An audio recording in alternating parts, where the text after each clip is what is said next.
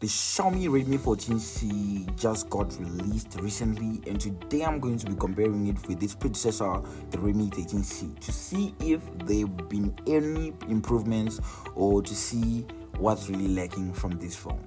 This is a true redemption arc, and I believe this phone is actually better than the one which came before. So let's get cooking. Yeah. Okay guys, thank you so much for 50 subscribers. So yeah, that's all. Let's get back to the review. So we're going to talk about the merits of the Redmi 14C. One of its standout upgrades is the 120Hz refresh rate on the display, which is an improvement from the 90Hz which we got on the Redmi 13C. This results in smoother scrolling experience and a more responsive experience, which I think is very good. We also got a 6.88-inch screen, which is going to be larger and brighter, since this is going to be going up to 600 nits, surpassing its predecessor in both size and brightness. The screen itself goes up to 720 pixels, which is not the best, but I think it's still good. This means that this screen is going to be good for media consumption and everyday use. So I think this is actually a win-win for everyone here. Performance-wise, the Redmi 14C runs on the latest Android 14 with HyperOS. The operating system is smooth and efficient, powered by the MediaTek Helio G81 Ultra chipset, which is smooth and efficient. It handles most games and tasks at medium settings effectively, but if you want those high-end settings, you're going to experience some lag there and there. But I think for someone who's actually buying a budget smartphone knowingly, I don't think this is going to be a problem for you. The storage options are plentiful, with configurations going up to 128GB and 256GB, and varieties of RAM, which means that the flexibility is going to allow you to choose the variants which best suits your budget.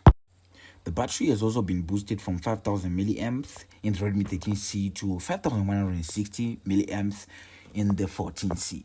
The enhancement means that you're going to be getting even more usage time as compared to the previous version.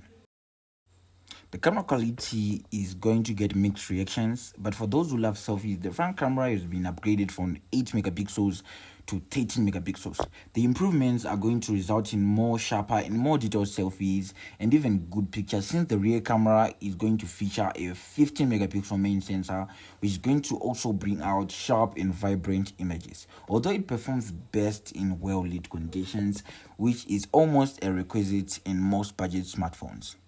The Redmi 14C features a stylish design which is going to offer options like midnight black, sage green, dreamy purple, and starry blue, which means that you can choose any of these depending on the location which you are buying in. While the Redmi 14C is a very good phone, but it also has its own drawbacks. The design is very attractive, but the design won't actually stand out as compared to other devices on the market. The glass back isn't the most durable, and the phone is lacking stereo speakers, which can be a downside for media enthusiasts, especially if you're one of those people who are bass heads. So, and another thing is actually an absence on IP rating for water and dust resistant, meaning that it doesn't offer the same level of protection as other phones. Of course, we get features like the headphone jack, the mono speaker, and also the USB-C port, which are not getting on some other phones. So I think that's one of those things to consider. To sum it all up, the Xiaomi Redmi 14C offers notable upgrades over the Redmi 13C, including a high refresh rate, improved performance, and with the MediaTek Helio G81 Ultra chipset, better camera specs, and enhanced battery life. However, the drawbacks are going to be like its design, lack of stereo speakers, and the absence of an IP rating.